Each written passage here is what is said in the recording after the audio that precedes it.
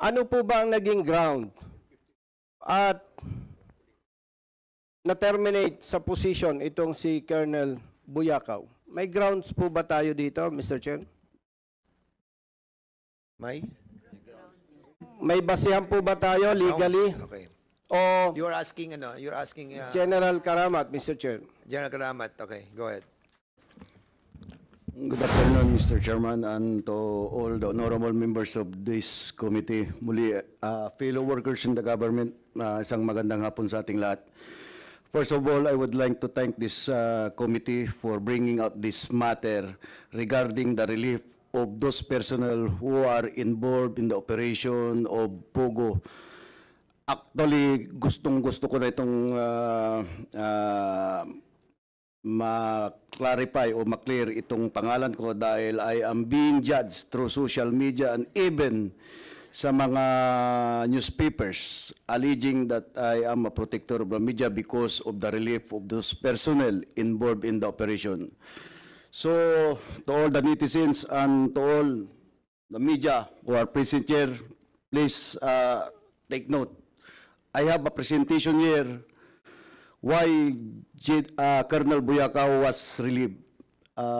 Paki-present nga yung IBP ko.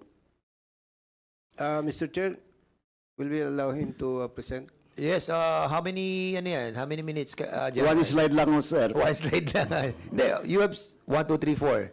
Sige, we will allow it. Okay. Go Next ahead. slide.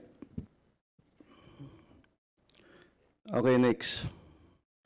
Sir, that was a memorandum coming from DPRM addressed to the Director CIDG. Ako po yung director din, to relieve Colonel Buyakaw of his post. In short, I was not the one who caused the relief of Colonel Buyakaw as insinuated by anybody that nirelieve ko siya dahil doon sa pag-operate niya doon sa Pugo in Banban. I was just following orders coming from national headquarters. So I implemented that memorandum coming from DPRM to relieve Colonel Buyakaw. Yung mga sinasabing na wipe out, yung mga personnel niya nakasama doon sa operation sa Bamban, some of those personnel, when Colonel Buyakaw was relieved of his post, some of his officers and men personally requested to be transferred. Alam naman natin na kapag bago ang boss, iba na gusto nila sumunod doon sa boss or they ask for the transfer. So in short, and simple language, hindi po ako nagpa-relieve kay Colonel Buyakaw and others. Thank you, Your Honor. So, Mr. Chair, meaning, lahat po ng personnel under Colonel Buyakaw voluntarily nagpa-relieve. Except for Colonel Buyakaw, sir, who was relieved by the DPRM. Actually, the one who signed the memorandum addressed to the Director CIDG is beside me right now, sir, who was then the OIC of DPRM, the person of Major General Bakay, sir. Okay, thank you, General Karamat, sir. General Bakay, sir. Nabasa ko po, ikaw yung signatory doon sa instruction, sa directive to relieve Colonel Buyakaw from his post as Regional Chief and CRCIDG. Ano po ba yon? May nag-utos po ba sa inyo or merong board resolution?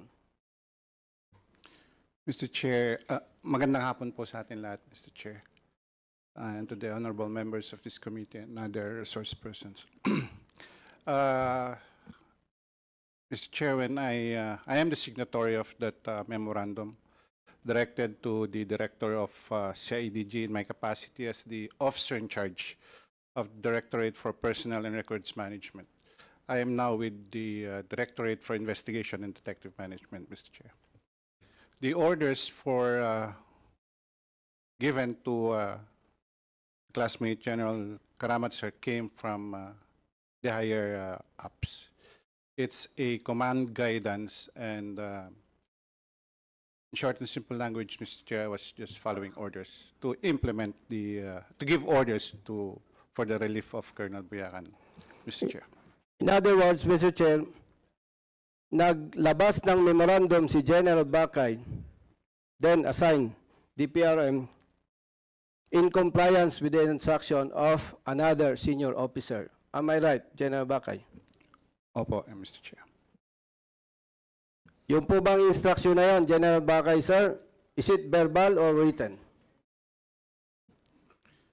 The preparation of the memorandum, Mr. Chair, is coming from our publication, which is just a section of DPRM. And I'm not at liberty or free to determine and say kung paano po binigay yung orders, Mr. Chair. But regardless, pag dumating po sa DPRM, it's coming from the higher ups, Mr. Chair, from the command. Clarify ko lang, Mr. Chair, doon sa section or division under DPRM, hindi po yan ang issue. Ang signatory po sa orders, sa memo, si General Bakay. Meaning, may nag-utos kay General Bakay. Tama po ba? In a sense, yes, Mr. Chair. But Yes. Yes, Mr. Chair. We know that. Hindi mo naman gagawin yun kung wala instruction sa'yo. Dalawa lang naman po yung instruction eh. Either written or verbal. Is it verbal or written, General Bakay, sir? I cannot say, Mr. Chair, because the memorandum came in my table for it to be signed already in that form. And hindi ko po alam from the, if I may ask yung staff who prepared it from that section, Mr. Chair, if the order was written or verbally. I am not Mr. Chair. of possession of that knowledge, Mr. Chair. Mr. Chair, pag ikaw ang head of office, especially third level police commission officer, itong si General Buyakaw, Colonel Buyakaw, hindi ka basta peperma eh. Are you telling us na pagdating sa table mo, perma ka lang? No. Tama po ba? It is assumed, Mr. Chair, when these types of orders are given to DPRM, it has Mr. passed Chair. through the command group, Mr. Okay, The Congressman, resource person is not answering the question Yes. of the Honorable Busita appropriately. Yes, Mr. Chair. we will be reminding the resource speaker to answer directly the question. Kasi ang tanong naman po ay napaka-simple lang, and even our members who are here can answer it directly. So, be truthful, General Bakay, please. Please reply to the query of Congressman Busita. Ano po ba yung instruction? Direct sa'yo or dumaan sa staff po ninyo? Dumaan po si staff namin, Okay, Mr. Chair. Mr. Chair, nandyan po ba yung concerned staff? Not present, Mr. Chair. Sino po yon? General Bakay, sir? From our publication section, Mr. Chair, who prepares the memo brings it to me for signature, Mr. Chair. Okay, Mr. Chair, dahil wala po yung concerned staff ni General Bakay, and sayang naman yung oras natin, you, as the head of office, ikaw po ba basta pumirma lang? Doon sa sinasabi mo po ninyong directive, ano po yan senior officer yan, third level commission officer, na hindi naman po ma-promote yan without the approval of the President. Kung yan po ay patrolman, pwede siguro, General Bakay, sir. Indeed, sir, but there are also instances where orders are given, even verbally, and all DPRM have to do is issue it, Mr. Chair. So, gusto po ba ninyong sabihin na hindi ka nagtanong, pumirma ka lang? Yes, Mr. Chair.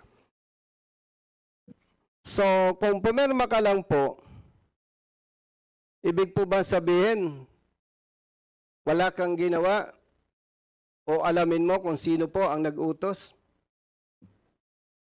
Mr. Chair, when the memorandum came to me, I assumed that it came from our higher-ups, Mr. Chair, Mr. because Chair. none of this... Okay, will you allow Congressman Acop to interject? Yes, Mr. Chair. Kailangan ko ng backup na general. Okay, before I recognize Congress General Acop, mayroon lang ako maliit na General Acop, ito lang sasabihin ko. I still cannot comprehend that after a successful operation of those personnel and after a week marerelieve sila. And I still lingering in my mind why. And now it's becoming clear and clearer. Congressman Chairman Acop, you have the floor. Thank you, Mr. Chair. Gerald Bakay, you are a classmate of Gerald Karamat, di po ba? Opo, Mr. Chair. At pwede naman siya ang nakipag-usap sa iyo para mag-issue ka ng order. Tama rin po ba?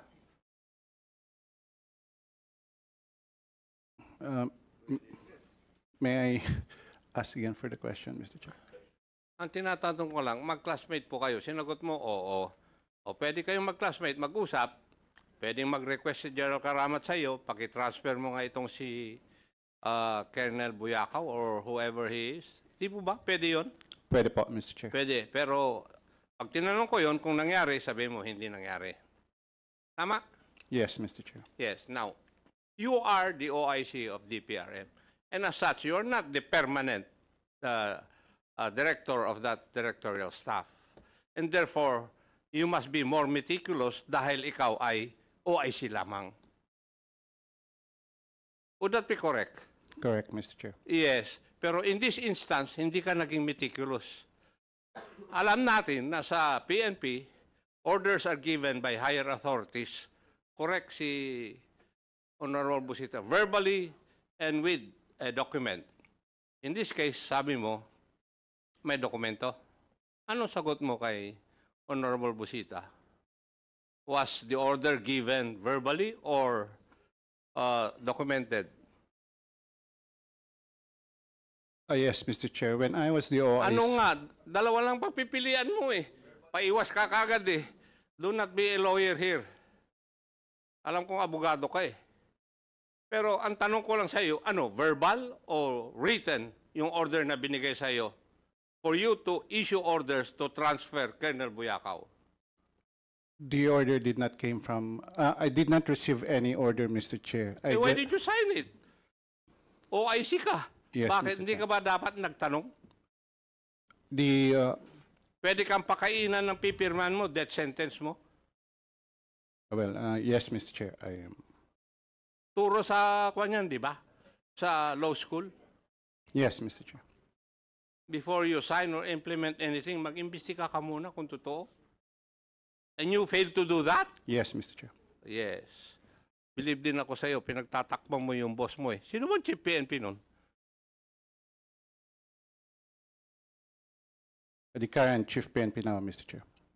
Yung current, General Romel Marbil, Mr. Chair. si General Marbil. O, pinagtatakpan mo. Ako naman, no? At tagal natin sa serbisyo, pinagbubula mo pa ako. Thank you, Mr. Chair. Wala tayong quorum eh. Yeah, okay. Mr. Chair, to continue with all... With your You're not approval. yet done.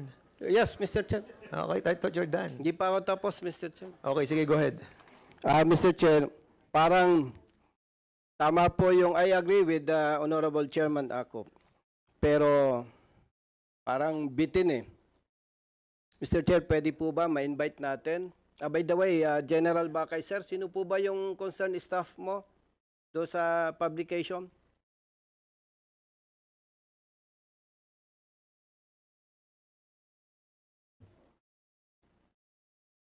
General Bakay, yung bang, I'm sorry, Congressman Busita, yung staff natin na nag-prepare ng documents, anong pangalan po niya?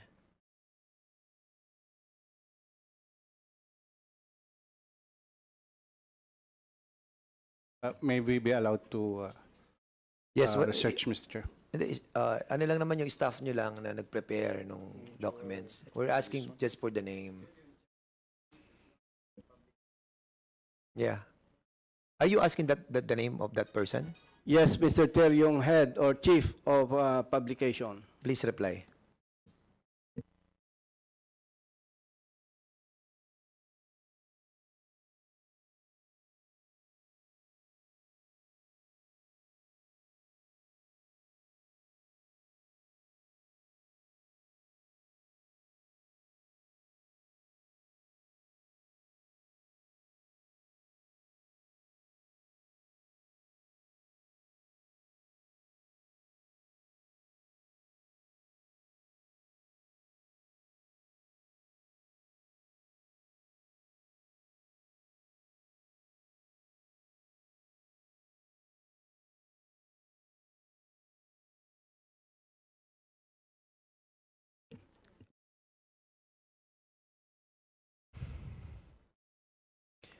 I think hindi naman mahirap sa sagutin yun na General Bakay.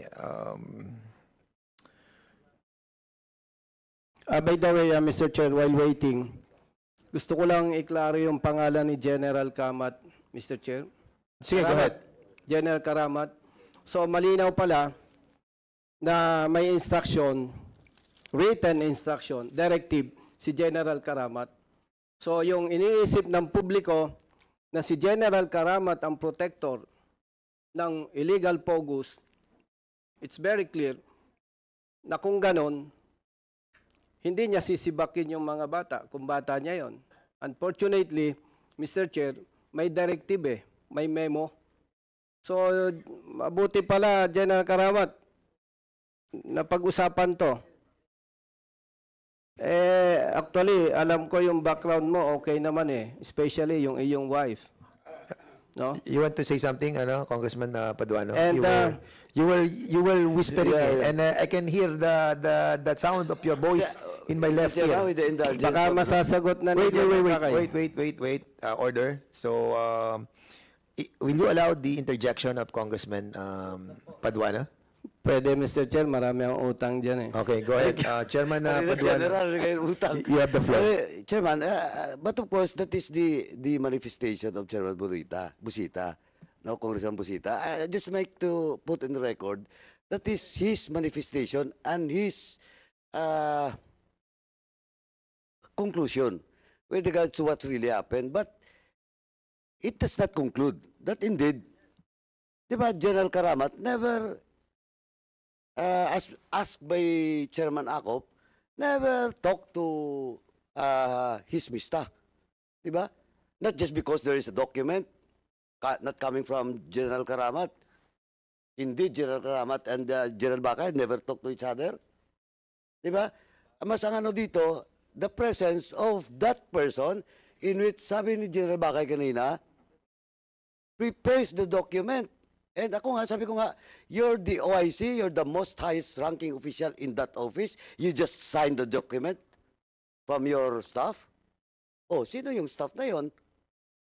Di ba? Medyo normally, sa opisina, bibigay siya ng staff mo, pepirmahan mo ba? Kung hindi mo man lang matanong, saan galing to? Ba, ano to? Or, ang pinaka-the best is, you read it. Just make sure that the document, sabi nga ni Chairman Akop, hindi ka ililibing ng dokumentong yun. Diba? Kaya, it is not conclusive, Mr. Chairman. At the same time, ako, para sa akin, we should produce that person. Kasi, eto ngayon, Chairman, when Chairman Akop, who was then the PNP chief, General Bakay mentioned about now that the PNP chief Marbel. To be fair with the PNP chief, he is not here. And now we will conclude that it's the PNP chief who orders the staff for General Bakay to sign. No, Mr. Chair. That's why what I'm saying is we have to produce that person that was mentioned by General Bakay as the head of the, what do you call this, publishing? Publication. We have to produce that person. Or else, I still have doubt that Bakay and Karamat talk to each other, bilang mista, nag-usap, arbor. Or, now the PNP chief is being dragged. The name of the PNP chief, Marbel, is being dragged in this investigation because of the statement of and the answer of General Bakay to the query of Chairman Akop. I think that's unfair. Mr. Chair, that's why. Order. Wait. Order. So, please refrain from speaking if the both chair does not recognize you first. So, Congressman Akop wanted to interject. Will you allow it, Congressman? Yes, Busita? Mr. Chair. Again, this is the second time. So, with your indulgence. Yes, Okay. Mr. Chair. Kasi binabanggit palagi yung pangalan ko. Okay, Mr. Chair. Congressman Akop, you have the floor now. Go ahead. General Bakay, there are only 4 officers above you. Di po ba? TCDS, huwag kang bubulong-bulong dyan, Karamat. Si TCDS, DCO, DCA at saka si Chief PNP. Sino kaya doon sa apat na yun na nagbigay ng order? Sabi mo, hindi ikaw ang binigyan ng order. Siguro yung staff mo ang binigyan ng order. Which I doubt. Kasi pag ikaw ang Chief PNP, yung head of office ang tinatawagan. Never yung small Indian. Di ba? Oh. So, apat lang yung opisyal na superior mo. Sino kaya sila sa apat ang nagbigay ng order sa tao mo? Hindi naman pwede siguro yung TCDS. Label. Hindi siguro yung DCO. Kasi hindi niya domain yun eh. Pwede siguro yung DCA at saka si Chief PNP lang ang kumausap. Di ba? Alam naman natin yun eh. Pagsisinungalingan nyo pa ako eh. Galing ako dyan. General Bakay, please answer. Yes, sir. When I was the OIC, I was also at the same time the deputy director. And every orders coming to our office, Mr. Chair, it comes from publication. By the way, the officer in charge is Major Irene Hizon. It's Major Irene Hizon. Major And, Irene. Hizon, Mr. Chair. And all of these orders coming from the publication are orders also coming from the Office of the Chief PNP na dinadaan po siguro kay SEA. So ang flow of these orders, yun po. And unfortunately, during my time, hindi po ako tinatawagan diretso to issue orders. I was the OIC only for about less than a month, Mr. Chair, because nag-retire yung director mismo and hindi pa I was the OIC only for 2 weeks.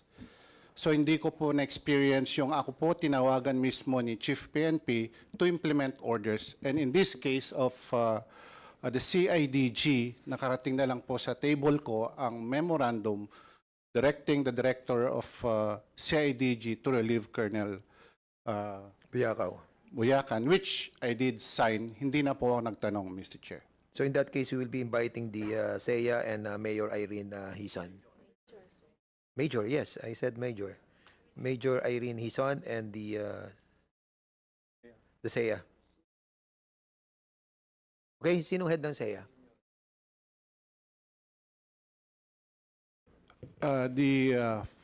Na-relieve na rin po kasi siya, but the SEA that time was Brigadier General Chris de la Cruz of General Marbella. Brigadier General Yes, Mr. Chair.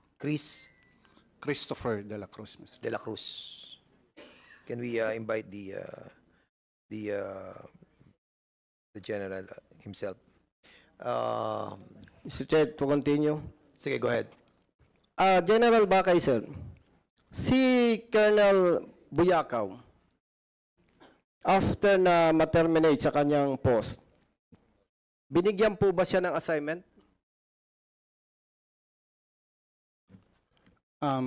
With your indulgence, Mr. Chair, can we refer to Major General Karamat kasi CIDG po yung unit na involved. Mr. Chair? Okay, General Karamat, sir, please. What again, Congressman Busita? Itinatanong po natin, Mr. Chair, kung after na ma-relieve si Colonel Buyakaw, binigyan po ba siya ng assignment? Okay, General Karamat, please answer. Thank you, Mr. Chairman. General Buyakaw was temporarily placed at Admin Holding Center at the CIDG habang naghahanap pa ng mababakanting position para sa kanya. But yung sinabi nila na he was transferred sa Mindanao at saka yung mga kasama niya, there's no truth to that information. Actually, General Buyakaw was at present is the regional chief of CIDG Region 3. Siguro yun yung wisdom ng ang mga command group natin, mga leaders natin, para ilagay doon para matutukan talaga itong pugo na dating inoperate niya sa Region 3. So I could not question the wisdom of the Chief PNP bakit na-relieve si General Buyakaw, pero nakita ko yun pala yung wisdom niya. Mr. Chair, i-clarify ko lang. Nirelieve si, is it Colonel or General? Colonel Buyakaw, sir. Yes. I stand corrected, sir. Gusto ko lang ma-clarify, General Karamat, sir, na-relieve si Colonel Buyakaw. Nilagay sa Admin Holding Center. In other words, floating status. Then, currently, siya ngayon ang Regional Chief ng CIDG Region 3. Tama po ba? Correct po, Your Honor. Kailan po siya inilagay doon? It was not my time already, sir, but Colonel Buyakaw conducted the raid on, I think, February, and he was relieved March. I conducted the raid at Bamban around March, and he was relieved after 1 month. After 1 month. For the information of this committee, General Buyakaw was relieved from his post because he did not meet the standard of the new leadership, the Chief PNP, because, General Karamat, sir, excuse po. yes, sir. Ang pinag-uusapan po dito yung immediate relief ni Colonel Buyakaw na hindi nga alam ni General Bakay eh. Nagperma lang siya eh. Kaya with all due respect, General Karamat, sir, wag niya po ninyong i-justify. And Mr. Chair, there are more than 10 police personnel na kasama na relieve or na transfer sa iba't ibang assignments. So ito po ba pinili nila, General Karamat, sir? You're correct, Your Honor. Actually, I have a document here signed by the President Director of the CIDG explaining or the evidence why all this personnel was relieved. It's either they requested to be relieved or to be reassigned to another unit. So, duly signed by the President Director of the CIDG, sir. So, I will submit this document to prove na itong mga kasama doon sa mga nag-raid ay hindi nirelieve dahil doon sa pag-raid nila ng Pogo, Your Honor. General, can you kindly submit to this chairman that documents pertaining to the reason why they were relieved? Yes, Your Honor. Para for the information of the members of this committee. Mr. Chair, to follow up the statement of General Karamat, You have only have 1 second. hindi naman 2 minutes. 2 Nagagalit na minutes. si Thank you, Mr. Congressman Chair. Jojo Lara. General Karamat, sir, nakikita ko po sa iyo, ginajustify mo eh. Pero, the question is, mahirap paniwalaan po eh. Why? After 2 consecutive successful operations, sa halip na bigyan ng awards and commendations na pagsisibak o na transfer itong mga tao na to. Kaya po, pasensya, with all due respect, hindi po valid yung justification mo eh. Bakit kadami naman ng matatransfer o masisibak, bakit sila pa after the operations? Ay alam natin na as per report, maganda yung kanilang operations. And kaya tayo, Mr. Chair, sincere dito, in line with the instruction of our President, itong banning ng Pogo, hindi ganun kadali na mapipigilan yan. At kung hindi ito mabigyan ng proper attention, Mr. Chair, matatakot na yung police personnel natin. Kaya po, dapat talaga, protection na natin ang mabubuti at mga responsableng police personnel, Mr. Chair. Yun lamang po. Maraming salamat. So, ang uli nating interpellator will be our chairman, Congressman Romy Acop. Sir, you are recognized. Thank you, Mr. Chair. Chairman Al, hindi po kayo abogado, ano po? Hindi po. Pero yung magandang binibini sa tabi nyo, abogado ba? Abogado po. Yes. Madam, when the President ordered that we ban all pogos, ano po ang ibig sabihin ng all pogos? I think, sir, all operators that are offering games offshore. Whether legal or illegal, or whether licensed or unlicensed. Yes, sir. Yes.